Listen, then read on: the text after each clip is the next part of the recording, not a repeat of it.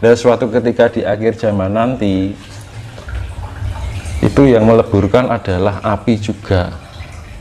Kan sifatnya siwa yang meleburkan. Kan di dewa siwa itu kan dewa pelebur. Mula di pewayangan itu diceritakan senjatane Batara Guru ya siwa itu kan. Senjatane guntur angin, guntur geni. Badai, guntur lah badai Mas. Guntur angin, guntur geni. Lah, kiamat terakhir nanti terjadinya karena badai matahari, api yang terbawa oleh angin seperti badai, suriat entek Mas. Itu kiamat terakhir akan terjadi seperti itu. Makanya di wayang sudah dijelaskan adalah siwa itu menghukum titah yang salah atau titah yang berani, dia mengeluarkan jurusnya yang namanya guntur angin guntur geni. Itu badai sebenarnya bumi ini tak suka kuwi Mas. Badai ya basa Jawa ini guntur angin guntur geni. Mula sifatnya siwa itu ada dua, pelebur dan penyempurna. Makanya dalam kisah wayang itu yang bisa menaikkan ke surga adalah yang bisa menyempurnakan titah adalah siwa itu tadi. Tapi jika dia juga bisa meleburkan, mulai diarani nenggon wayang itu kan kawah condro di muka, dilebokke ning neraka. Nah, sempurna itu apa Mas? Itu bisa ruhnya, kalau moksa itu sudah hanya roh tapi rogo. Makanya fungsinya meditasi kalau tingkat pencapaian sampai raga itu lebih susah, karena kamuksan itu lebih mengendalikan cipta, rasa, jiwa, lan rogo. Dan itu. Jadi kalau kita sudah mencapai tingkat kesempurnaan raga, ini luar biasa Mas. Karena rogo ini kanggunan reget, kanggunan sifat angkara murka. Itu. Makanya di dalam gunungan wayang itu mesti kaya ana gapura buta ana loro. Iki simbol angkara lan murka. Angkara itu kan artinya dibilang angkara itu apa? Ego yang berlebihan. Over ya. Nah, itu akhirnya timbullah angkara. Sifat keakuan, merasa benar, merasa pintar. Pokoknya egois lah kan gitu. Nah, paling gitu. Nah, makanya dihindari sifat-sifat seperti itu.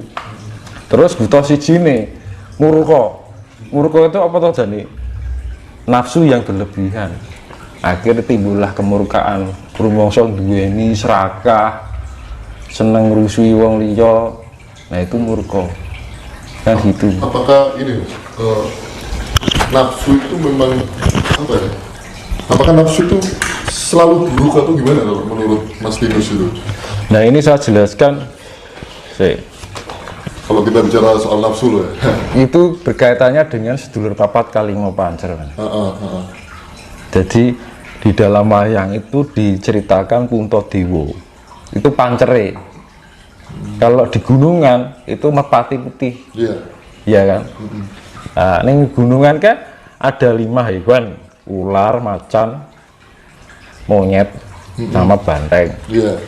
Itu 4 sifat buruk yang ada dalam raga kita. Lah sifatnya seko gawan, seko darah ini loh Mas.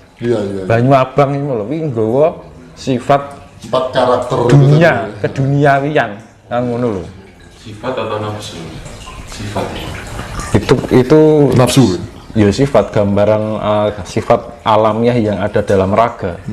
Makanya anak raga iki kudu disempurnakake, sing iso nyempurnakake apa sukma. Mula anak pengen iso dadi nemoni sukma kudu goleki guru sejati apa jati dirine dhewe. Nek ora iso ketemu jati dirine dhewe, kita nggak akan bisa menemukan namanya sejatinya hidup. Itu dari penjabaran dari nafsu tadi ya. Nah, nafsu makanya kan dibilang pancer ini tengah loh Mas. Orang yang pinggir, orang yang ngarep, orang yang dhuwur, orang yang isor, orang yang dhuwur, kan yang tengah. Berarti sifatnya penyeimbang. Kabeh nek kekakean ora apik, nek kekurangan ya ora apik. Ya. Ego, kita kalau kelebihan dadine angkara, egois, eneke Wah, ora apik lah ngene. Nek kekurangan ego, eneke wonge lemah, eneke tidak. Jadi diambil sisi tengahnya adalah kebijaksanaan. Berarti intinya nafsu itu juga penting, tapi dengan cara yang berimbang. Kalau nafsu kelebihan, akhirnya jadi angkara murka. Apa murka ya? Murka lah, kemurkaan. Punya keinginan, nggak terus menungso kan enek mung kurang terus golek anuan gitu loh. Enek mung kurang. Ini enek kekurangan.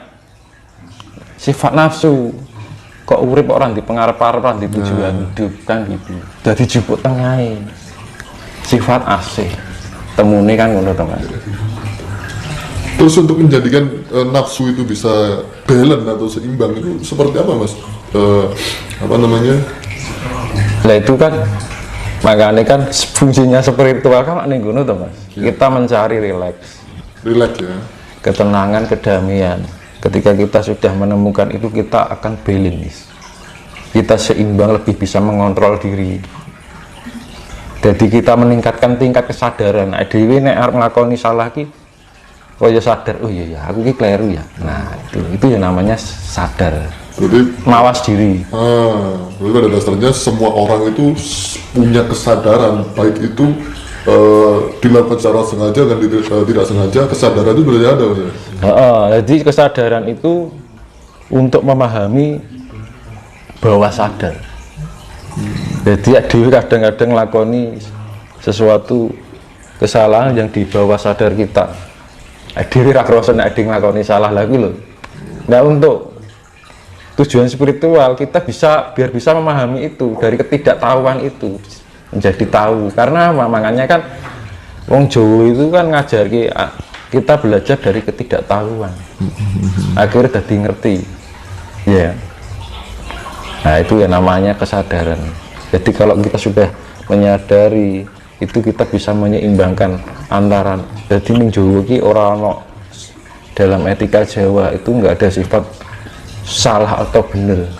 Tapi orang Jawa itu memandangnya bahwa segala sesuatu berdasar ketidaktahuan kan gitu. Jadi orang nek wong Jawa ki nek enek wong lakoni salah dianggap wong urung ngerti.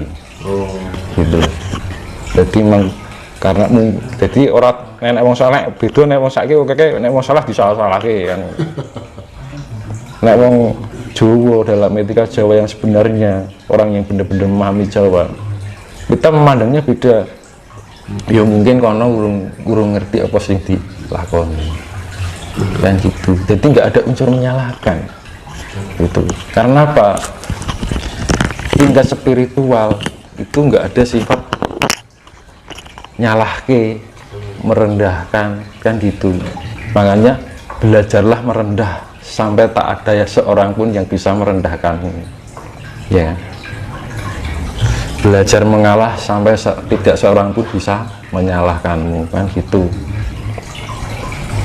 Jadi tidak ada kebenaran jika masih mau menyalahkan.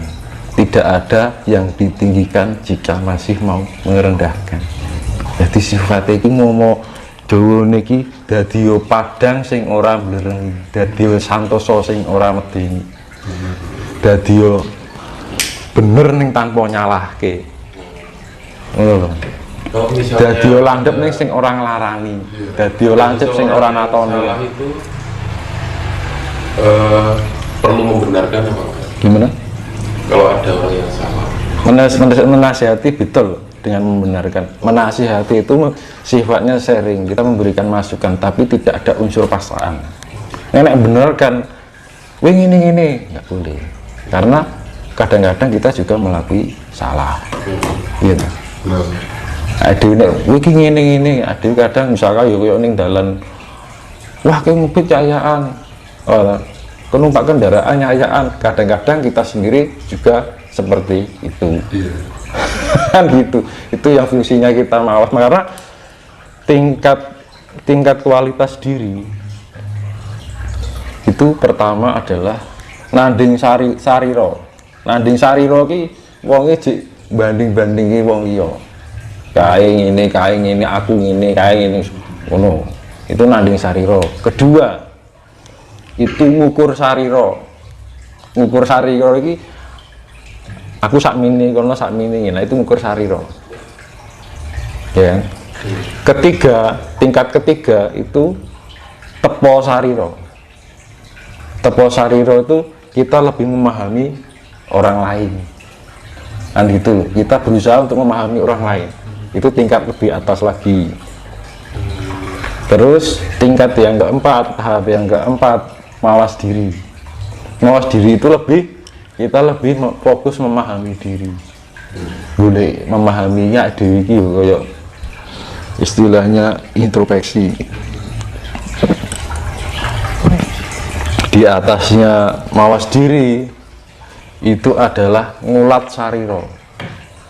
Ngulat itu kan ngingeti, sariro adewi, jadi ngingeti adewi.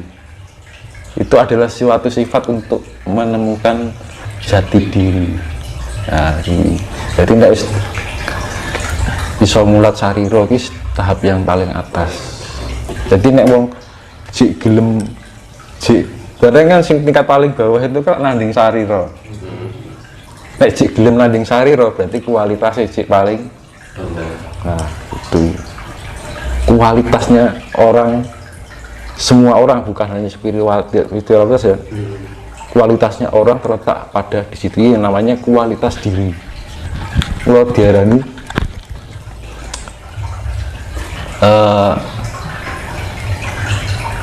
penilaian orang itu tergantung pada apa yang kita ucapkan ya kan? Karena ucapan itu hasil dari apa yang kita pikirkan dan rasakan.